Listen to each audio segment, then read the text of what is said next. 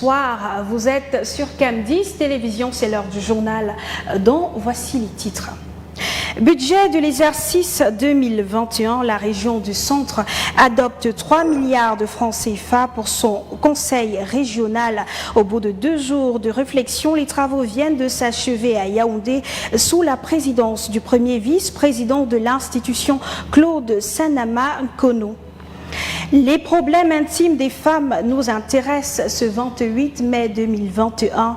C'est la journée mondiale de l'hygiène menstruelle. Comment rester propre et se prémunir des maladies quand on a ses règles? Vous aurez les avis de plusieurs experts. Et pour pimenter votre soirée sur CAM 10 Télévision, nous vous avons déniché quelques secrets du gingembre, éléments à suivre vers la fin de ce journal. Voilà pour le sommaire.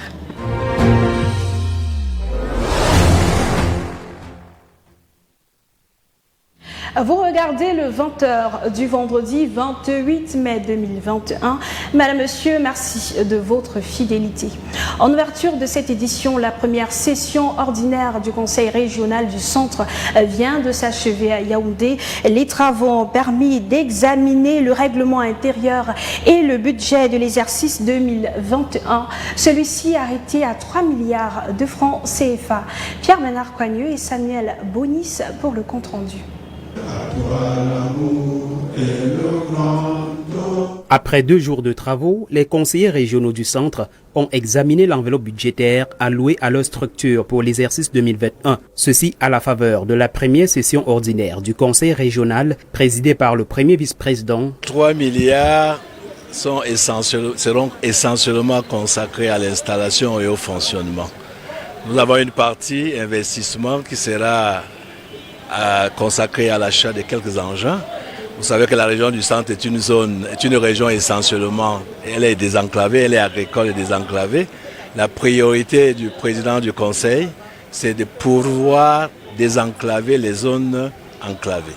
Dans le détail, 1,8 milliard de francs CFA sont réservés aux dépenses d'investissement. Le reste, soit 1,2 milliard de francs, sera consacré au fonctionnement. Les dépenses de fonctionnement incluent le paiement des indemnités mensuelles des membres du bureau et du personnel, les indemnités de session, l'organisation des sessions, le déploiement de l'administration et le règlement des charges afférentes. En ce qui concerne les perspectives, à partir de 2022, nous allons avoir un budget programme étalé sur 3 ans, un budget triennal. C'est sur ces budgets programmes de 3 ans que nous allons étaler les réalisations effectives sur le terrain. Au sujet des dépenses d'investissement, le conseil régional envisage l'acquisition de la sécurisation d'un terrain à hauteur de 200 millions de francs CFA. Cet espace servira de base aux engins de génie civil pour les projets de développement du conseil régional. Il sera également question de réaliser les travaux de réhabilitation et des aménagements nécessaires à la mise en place effective du conseil. Le développement qu'entend la population de la région du centre suit. Nous savons qu'ils ont de grosses perspectives, surtout acheter les engins lourds et créer un parc pour pouvoir donc, surtout, le problème numéro 1 de notre région, c'est le problème de route. Les fonds vont aussi servir à l'achat d'équipements de bureaux, de matériel roulant et d'engins de génie civil, porte-chars, bulldozers, camions et... La situation sécuritaire liée à la pandémie de coronavirus préoccupe l'École internationale des forces de sécurité. En collaboration avec ses partenaires internationaux, elle vient de clore une conférence internationale sur la nécessité du renforcement des capacités stratégiques et opérationnelles de la sécurité humaine pour la résilience et la réponse des systèmes dédiés. À la fin des travaux, le secrétaire d'État à la Défense chargé de la gendarmerie Galax Landry et Toi s'est livré au micro de notre reporter Pierre-Ménard Coigneux. Le monde subit les affres de la pandémie à Covid-19, notamment en termes de pertes en vies humaines ou de ralentissement des activités socio-économiques. Plus encore, le coronavirus a littéralement bouleversé nos comportements, chamboulé nos croyances et certitudes, et modifier certaines habitudes de la vie en société, transformant de ce fait notre rapport à autrui et au monde. Mais le génie de l'humanité est de se rebeller à l'aune des difficultés, en surmontant les impondérables et les périls, en transformant les aléas en opportunités. Ce fut déjà le cas par le passé pour tant d'autres événements de rupture qui ont marqué tragiquement l'histoire des peuples. Aujourd'hui, même si la variabilité de la COVID-19 incite à l'humilité et à la prudence, il est loisible de constater que les mesures fortes prises par les gouvernements ont contribué dans la plupart des pays, et notamment au Cameroun, à inverser la courbe de contamination au coronavirus. En économie, la loi de finances 2021 connaît quelques modifications. En son article 49, le gouvernement est également autorisé à négocier et conclure les conditions et intérêts financiers relevant de la souveraineté économique des marchés de l'État. Ceci pour équilibrer à la fois les recettes et les dépenses. Girelzam. Le président de la République, Paul Biya, a modifié les dispositions de l'article 49 de la loi des finances numéro 2020-018 du 17 décembre 2020 en insérant l'article 49 de la même loi qui autorise le gouvernement à solliciter un emprunt de 1100 milliards de francs CFA pour le compte de l'exercice 2021 en cours. Il s'agit respectivement des emprunts de 350 et 750 milliards de francs CFA qui serviront à assumer les engagements financiers nationaux et internationaux du Cameroun. Le chef de l'État souhaite que ce recours au marché financier soit conclu dans les conditions qui sauvegardent les intérêts de la nation, mais aussi et surtout sa souveraineté économique et politique. Il est important de rappeler qu'entre 2016 et 2020, la dette publique a crû de 4 324 milliards de francs CFA. Cette disposition peut donc être considérée comme le feu vert du président de la République pour les équipes du ministère des Finances qui, depuis plusieurs semaines, travaillent à la négociation et à l'arrangement de cette mission d'envergure. Pour rappel, en 2015, le Cameroun avait émis sur le marché international un eurobond pour lequel il avait pu lever 450 milliards de francs CFA sur les 750 sollicités. La nouvelle émission devrait donc permettre le refinancement de la première, rallongeant les délais de remboursement. De nombreuses entreprises croulent de jour en jour, non plus à cause des problèmes financiers, mais du fait de la mauvaise gestion. Après le décès d'un promoteur, il devient difficile d'assurer la continuité. Et pour vous aider à y arriver, Chantal Yao s'est rapprochée d'un expert qui dévoile quelques mécanismes bons à savoir. Reportage. Les données collectées en 2020 par le Centre d'analyse et de recherche sur la politique économique et sociale révèlent que 70% des entreprises camerounaises créées n'ont pas survécu, restreignant leur taux de survie au chiffre strict de 27,7%. Les raisons de cette décrépitude sont légion. Une entreprise, c'est une vision que quelqu'un impulse pour résoudre un problème dans la société. Et lorsque l'entreprise est attachée à l'image du promoteur, il est d'après normal que lorsqu'il meurt, qu'il y ait des frictions à la suite et qu'il y ait des difficultés, que l'entreprise peut mourir. Donc il est donc important que l'entreprise vise plus des valeurs qui contribuent à régler le problème, des valeurs, c'est-à-dire la persévérance, par exemple, la qualité. La vision de l'entreprise, elle ne doit pas être attachée au promoteur ou au créateur d'entreprise, elle doit être attachée, n'est-ce pas, à une vision qui cherche à résoudre des problèmes de la société. Qu'il s'agisse des entreprises industrielles, agro-pastorales ou même de succursales, le constat reste le même. Toutefois, il existe des moyens de sortir ces pôles économiques de cette malédiction managériale. Pour résoudre ce problème, qu'est-ce qu'il faut? Il faut déjà, n'est-ce pas, rester dans l'approche d'une compétitivité qualité, c'est-à-dire on reste sur la qualité, on reste sur une vision qui est impersonnelle. Donc il ne faut pas avoir une vision personnelle de l'entreprise. De deux, il faudrait que pendant que le promoteur vive, qu'il explique bien sa vision, soit à son enfant, soit aux autres collaborateurs avec qui il a fondé l'entreprise, qui vont rester perpétuer la vision de court terme, la vision de long terme. Il faut savoir où on va.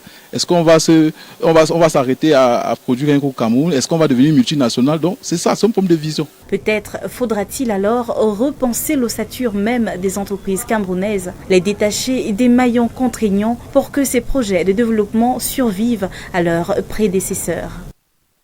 De l'âge de la puberté jusqu'à la ménopause, les femmes connaissent tous les mois une période de menstruation. Les règles, très souvent accompagnées d'écoulements sanguins, c'est de là qu'est déterminée la maturité du système reproductif féminin qui recommande une hygiène des plus adéquates. Inès Inga. Lorsqu'une jeune fille a ses règles, cela peut être difficile. Les règles ou menstruations sont mal comprises et stigmatisées dans la société. Elle devrait prendre la menstruation comme tout événement qui puisse survenir, qui puisse arriver à n'importe qui d'autre. Elle ne devrait pas se sentir gênée, comprimée ou elle ne devrait pas avoir honte. Elle devrait se sentir libre. Ça devrait pouvoir être dit à haute voix. Tiens, j'ai mes règles, tiens, j'ai mes menstrues. La peur, la frustration et la gêne d'en parler entraînent un manque d'informations chez les jeunes. Cette date du 28 mai a été choisie pour célébrer dans le monde l'hygiène menstruelle. Elle marque les 28 jours en moyenne du cycle. Si on a des douleurs, on prend des antalgiques. Si on sent que la période de menstruation approche, on porte une serviette ou un tampon, tel qu'on l'a dit.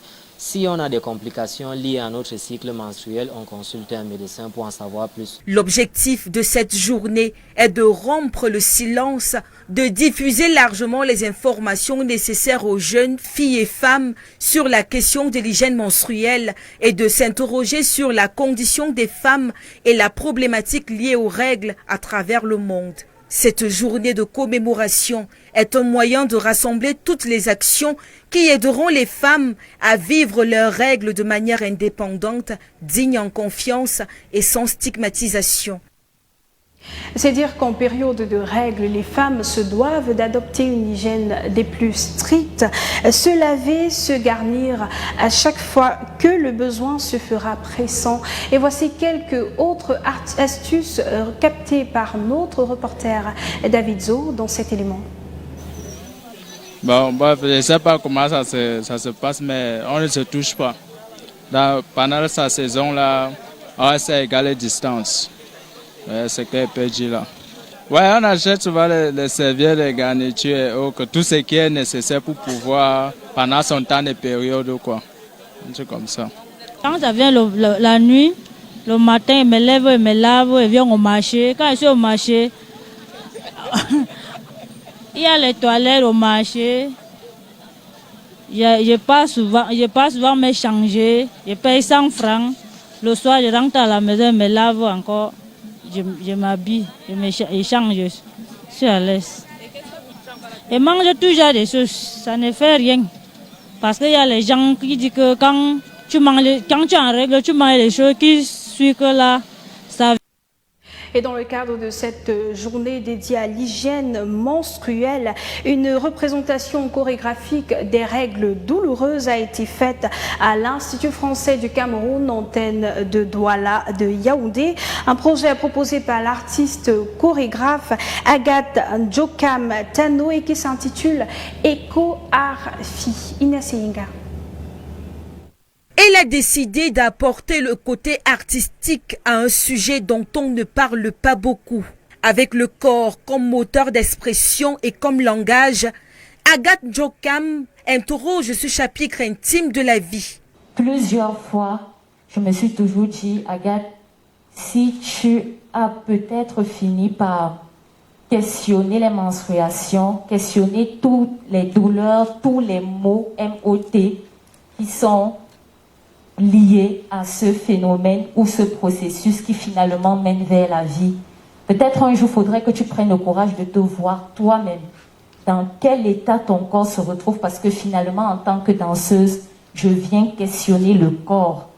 Entre art et société au rythme de cycles menstruels, en croisant processus chorégraphiques et processus de grossesse. Ce montage, je ne vais pas vous mentir, c'était avec l'écriture de mon cœur, l'écriture de mon vécu, de mon ressenti. Il n'y avait pas de calcul à dire, je vais trouver une forme qui va plaire au public ou pas. Il est temps de rompre le silence et mettre aux yeux du monde que la menstruation est un phénomène naturel. Son ambition est de vivre dans un monde où chacun peut avoir accès à des toilettes saines, se laver les mains avec du savon et où les femmes peuvent vivre leur menstruation dignement et sainement. Parlons cette fois de nos enfants, puisqu'ils sont 1 sur 3 à posséder un acte de naissance. Au regard de ce constat, l'initiative NADEV s'engage à accroître l'accès des populations aux actes de l'état civil. À cet effet, un atelier vient de se tenir à Nkonsamba, dans le département du Mongo. Le compte-rendu des travaux avec Apollinaire Kameni. L'atelier pour l'élaboration du plan communal sur l'état civil en Nkonsamba 2e a eu pour cadre l'enceinte de la dite municipalité ce 26 mai 2021 sous la présidence du premier adjoint au maire Ebonge Madeleine, une initiative de l'association NADEV inscrite dans le projet pour accroître l'accès de la population aux actes de l'état civil, visant à développer un plan d'action qui permettra d'œuvrer pour une augmentation du taux d'enregistrement des événements d'état civil. Il faudrait qu'on sensibilise davantage les parents. Parce qu'ils sachent que lorsqu'une maman accouche ou met au monde son bébé, qu'elle se hâte à aller établir l'acte de l'enfant pour trouver des voies et moyens, des solutions pour améliorer la qualité de l'état civil dans la municipalité de Nkonsamba 2e. Les échanges entre les parties prenantes ont permis de ressortir les problèmes qui poussent les populations à ignorer l'importance des actes d'état civil. Aujourd'hui, on a eu à inviter certaines parties prenantes avec qui on pouvait toujours diagnostiquer les défis au niveau des institutions, au niveau du partenaire, au niveau des populations, et puis suggérer les solutions que la mairie peut mettre sur pied pour résoudre ce problème des actes d'état civil qui est un grand problème dans cette municipalité de Nkonsamba 2e. Des objectifs spécifiques qui ont abouti à l'élaboration d'un plan d'action qui servira de boussole dans la mise en œuvre des propositions rassemblées en vue d'améliorer l'augmentation des événements d'état civil dans l'arrondissement de Nkonsamba 2e. À présent, parlons de ce que nous consommons. Le gingembre ou le ndinja, selon l'appellation, un aliment issu de la famille du curcuma. Il est super efficace, utilisé en cuisine pour relever la saveur de nos plats grâce à son goût légèrement pimenté. Chantal Yao. C'est un tout petit peu pimenté, bon pour le palais et surtout pour la santé. Le gingembre, cet aliment d'un jaune âcre, ne finit pas d'étonner. Ma mère aussi a utilisé cela par rapport à ses douleurs au niveau de la poitrine. Très accessible, même hors saison, le gingembre bénéficie d'une teneur exceptionnelle en nutriments et antioxydants, un allié certain contre des petits maux. Le ndinja a beaucoup de vertus, oui. Ça soigne même la tension, la toux, ça soigne beaucoup de maladies. Moulu dans une boisson fraîche avec quelques gouttes de citron, le gingembre au jus de ndinja se consomme surtout en temps de chaleur. Pour se désaltérer, il n'y a pas mieux. Les gens aiment. Il y a souvent même les autres qui cherchent à savoir comment ça se fait parce que ça les étonne. Aussi comme ça les travaille souvent, c'est pour cela que à cause des toux, quelques quand même quoi que ça travaille. Ça se vend beaucoup parce que la chaleur, on peut dire quoi, comme aussi c'est glacé, elle profite aussi à les rétablir. Cru, en infusion, dans un rôti, le gingembre, ou si vous le voulez, ndinja, est excellent en toute saison. L'on se souvient encore de ce livre, Le fils d'Agatha Moudio, ou de ces belles sonorités qui ont marqué la jeunesse de certains. Cela fait aujourd'hui 20 ans que Francis Bébé nous a quittés. Le 20h lui rend hommage en musique sous la plume de Aimé Moukoko.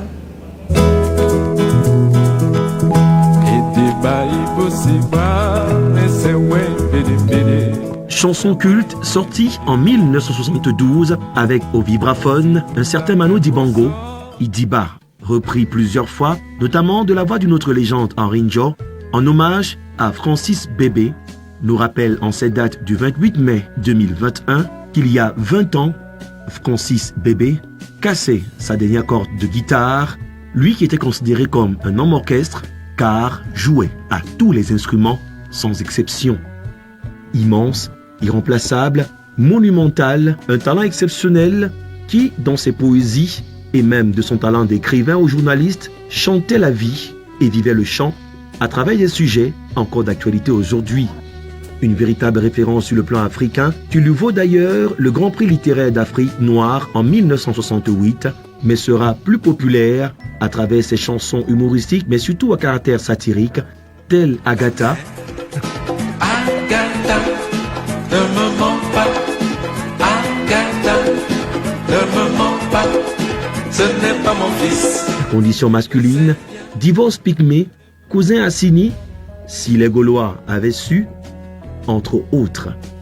Un 28 mai 2001, du côté de Paris, Francis Bébé a tout de même laissé à la postérité un héritage que d'aucuns tentent de préserver, notamment à travers des initiatives telles la création en fin 2008 d'un centre culturel Francis Bébé dans la ville de Yaoundé. La légende ne meurt pas. 20 ans déjà, il est parti, mais ses œuvres résonnent encore dans nos cœurs. Un enfant, c'est toujours un enfant. Alors, Agatha, tu ne peux pas me tromper. Verse-moi encore du vin de palme. En sport, le Tour cycliste international du Cameroun s'ouvre dans quelques heures. Le championnat du vélo est une compétition cycliste par étapes dont la première édition date de 1965. Depuis le début, le pays hôte, à savoir le Cameroun, a été 5 fois champion international. Un palmarès assez flatteur que nous présente Jean-Paul Kemin.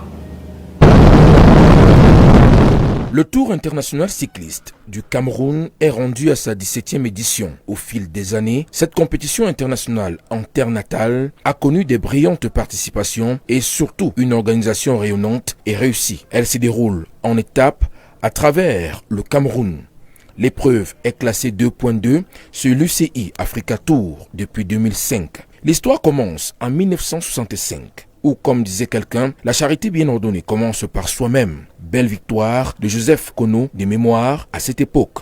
Sur 16 éditions, le Cameroun s'est hissé au Panthéon 5 fois. 1965, Joseph Kono. 2004, Martinien Tega. 2008, Joseph Sanda. 2012, Yves Ngegok. Et enfin, 2015, Abesolo Clovis Kamzon. 5 victoires au total pour le Cameroun à cette compétition internationale organisée sur ses terres. Pour cette édition 2021 qui démarre ce vendredi 28 mai 2021, il est plus que jamais important que les équipes du Cameroun, à savoir la SNH Vélo Club et la Cameroun Team, puissent nous offrir ce 6e sacre ô combien important et majeur pour notre nation. Du vélo, du football et du handball. L'actualité sportive du week-end s'annonce assez chargée au Cameroun. À ne pas manquer le top départ du Tour cycliste international, la 17e édition. Ce sera ici à Yaoundé. La suite des rendez-vous avec Marie-Laure Ignegue. La mobilisation financière climatique est une préoccupation du continent africain. La Banque africaine de développement y joue un rôle important dans le renforcement de son partenariat avec la Banque européenne pour le développement. Une contribution encore plus significative, les deux institutions viennent de signer un partenariat pour consolider leur collaboration sur ce plan. L'accord servira à mobiliser de nouvelles sources d'investissement.